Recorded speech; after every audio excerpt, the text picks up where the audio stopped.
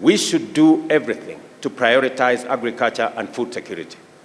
There is urgent need to direct our investments into adaptation, especially in attaining food sovereignty.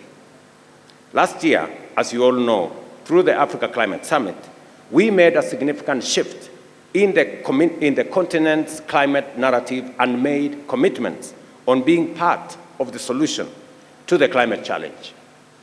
In the Nairobi Declaration on climate change and call to action that was adopted at the end of the summit, the continent made commitments to, and I quote, redouble our efforts to boost agricultural yields through sustainable agricultural practices to enhance food security while minimizing negative environmental impacts, end of quote.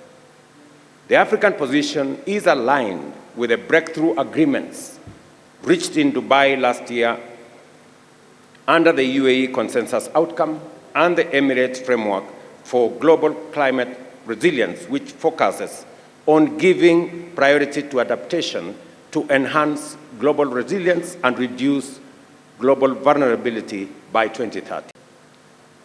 The report estimates that developing countries will need between $215 billion and $387 billion a year for adaptation during this decade.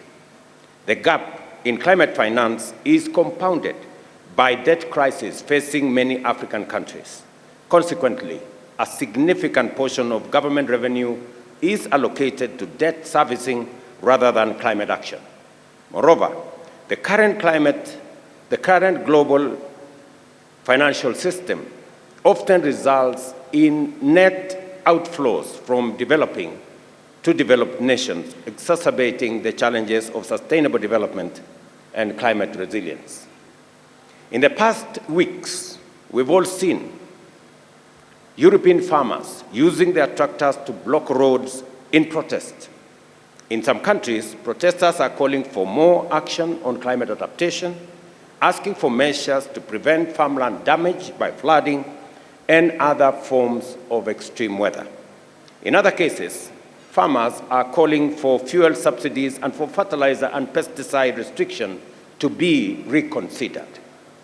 While the issues the farmers are protesting against may be varied, it is evident that climate adaptation and protection against impacts of extreme weather events is rapidly rising through the comprehensive Africa Agricultural Development Program.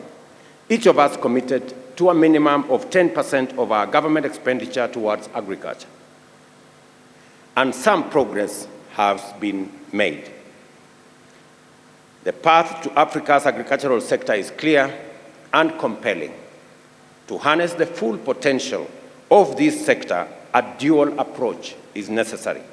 On one hand, there is need for overcoming financing and structural obstacles to production and focusing on large-scale agri-projects that are able to attract private sector investors and offer climate-safe economic opportunities. On the other hand, we need a regulatory environment that supports and nurtures the growth of a substantially expanded agricultural sector.